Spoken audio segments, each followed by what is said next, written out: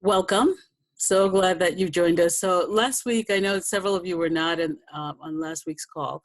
Last week, what we covered was we talked about calling and the importance of how our calling is needed on the planet desperately right now, and the importance of following that. And I talked a little bit about my own calling and how I've devoted my time and energy for the past 30 years to really following my calling in spite of circumstances that would have said you shouldn't be doing this or you can't do this, or no financial resources to support it, no, there was just nothing there except me, my heart, what I knew in my heart to be true, and what I needed to bring onto the planet as a result of that, and being in service to that calling.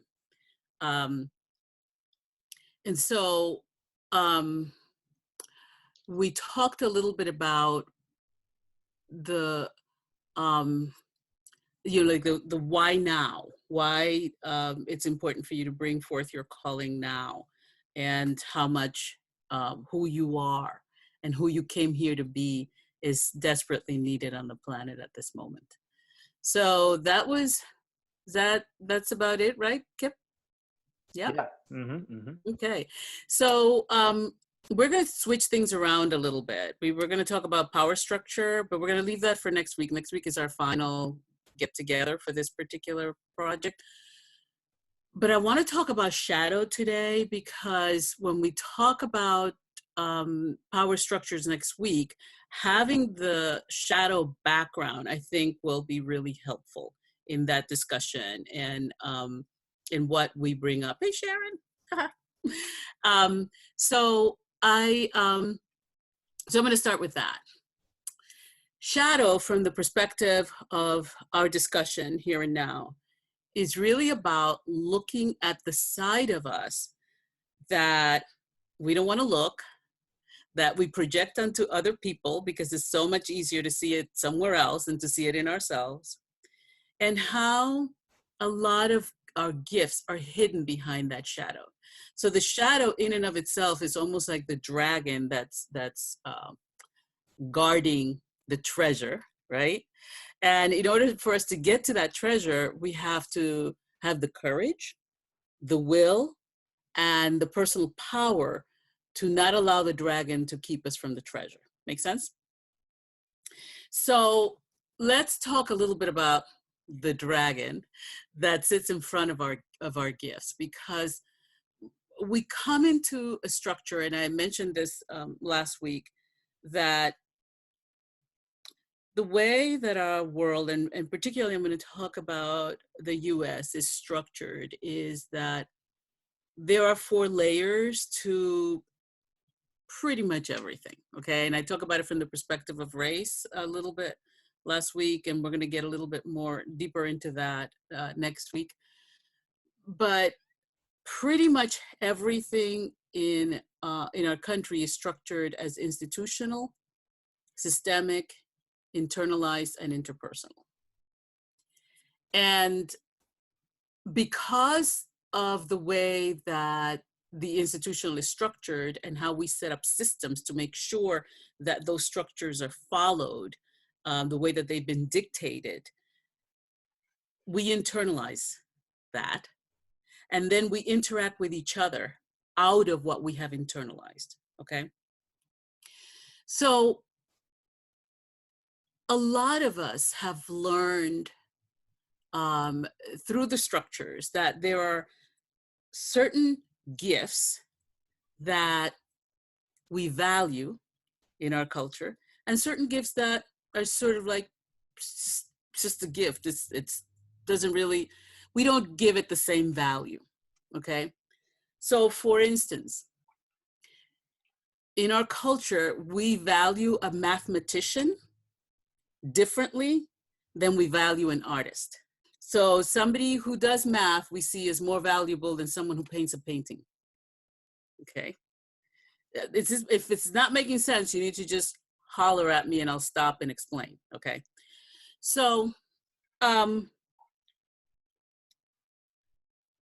our our country is structured, and I'm not going to talk about it globally because there's interchangeable stuff, but let's just stick to where we are, right? Our country is structured in such a way that as we place value on humans, we decide who is worthy and who isn't. And as a result, pretty much everything is set up that way, okay? So for instance, let's take a hospital, because right now we're dealing a lot with illness and with the pandemic. We have a different value on a doctor than we do on a nurse, than we do on an orderly, than we do on somebody who cleans the floors in the operating room. But if the floors were not cleaned in the operating room, it would affect the patient, would it not? Right? So, but we have set specific values, based on what people do, based on their work, their knowledge, their ability, how much education they have, and all those kinds of things. We don't always take into consideration that we have a structure that doesn't allow for everyone to have access to higher education. It seems like we do, but if you don't have the resources to make that happen, you probably aren't going to make that happen. Or let's say you have the resources, so it's a lot easier for you. If you don't have to have 2 or 3 part-time jobs to be able to go to school, you have more time to study, you have more time to focus, and so on. And so, do you see what I'm saying? So everything has with everything, there's a give and take, right? Because we live under structures that place values differently for different people and for different members of the society, what we internalize as children is that some people are worthy and some people aren't. This isn't because your parents are telling you necessarily, okay? But it's because we live under a structure that gives us that as something that is readily available in our environment, and so we absorb it. Children come in to absorb their world because that's how you learn to survive, okay? So I'm going to give you an example, and I think I might have used this example last week, and I tease that I'm an old lady now, so I'm allowed to repeat my stories, okay? Just so you know, in case you heard it last week. So I was born into a dictatorship, and because I was born into that structure had certain systems in place, and I as a child absorbed that structure and the systems that were there, and then I would act out of that and therefore interact with the people around me because I internalized that, okay? So when I was a child living in that dictatorship, one of the things that I internalized was you're not supposed to talk politics with anyone outside of the family because it could be dangerous, because your neighbors could be a spy for the government, right? And so therefore it would put your life in danger. There were certain things you weren't supposed to read because they were propaganda against the government. And so therefore that made you a target. There were, do you see what I'm saying? Like there was, so I absorbed all of this. Fast forward, I'm living in the US, my children are grown up, and I say things that are clearly coming out of what I absorbed as a child, and I'm not always conscious of it. So because of the system that I was born under, and I lived there till I was 10 years old, okay? And the government changed when I was like, I don't know, 5, 6 years old or something like that. But it was enough during those first set of formative years for me to absorb what was there. So I will say things and do things that I'm not always conscious of, but my children who were born and raised in the US, who were born and raised under a different system, see it and they call me on it. Does that make sense? So I don't necessarily, so it's become unconscious, right? It's become part of my shadow self, and I'm not even aware of it. But I interact and act out of what I absorbed. Okay. So when it comes to our calling, a lot of us received messages that what we have to offer isn't worthy. And it wasn't necessarily because your parents said something to you or it was like kind of in the world, um and and it was that thin layer of filters that are there, and we absorb them.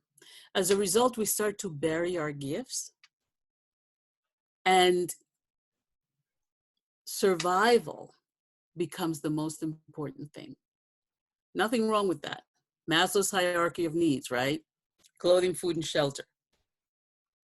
But because of the way that things are structured, some of us have gifts that we buried, and those buried gifts need to be unearthed and brought forth, because that's one of the main reasons that you're here. You've been endowed with something that's really sacred that nobody else has, because nobody else can vibrate at your frequency, right? Because nobody else has your exact genetics, your vision, the way you see the world, what you've learned and what you absorb, because all of those things make up who you are today. So we need you. We need all of us to somehow begin to own our gifts and bring them into the world in a way that is really of service to those around us. Does that make sense, what I'm saying? So to access those gifts, because we buried them, right? We literally now have to go in and dig them out, because they're in the cave, right? They're in the cave. And in order for you to access the diamonds that are buried in there, you're going to have to go digging.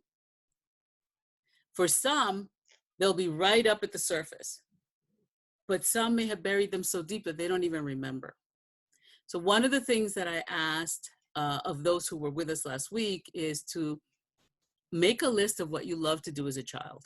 I don't care what it is. I don't care if it's playing video games or running around in the woods, or I don't care what it is. There's something there that you can use to uncover whatever it is that you have been keeping from yourself, because a lot of that is, we keep these gifts from ourselves. Like, oh, I'm not going to paint because I'm not good at it. Or I remember my daughter, who was in her mid-20s, saying to me that, I said to her, well, everyone in our family is an artist. Everybody knows how to draw, how to paint, how to sing, I just went down the list, right? And my daughter said to me, I can't draw. And we went into this whole thing around how her kindergarten teacher had told her that she couldn't draw and that she should never try. And I didn't know that. Once my daughter got in touch with that, she started painting. You should see some of the stuff that she's produced. So a lot of the times it's just not just getting in touch with it, but being able to vocalize, right? To be able to speak it and to say, this is what I left behind, but it was something that I loved. And it's really important that you claim that, because no matter what you're doing, what else you're doing, I'm gonna tell you, quit your day job. That's not what I'm saying. But we need for you to have access to that, because that's gonna affect even the way that you do your day job. Does that make sense?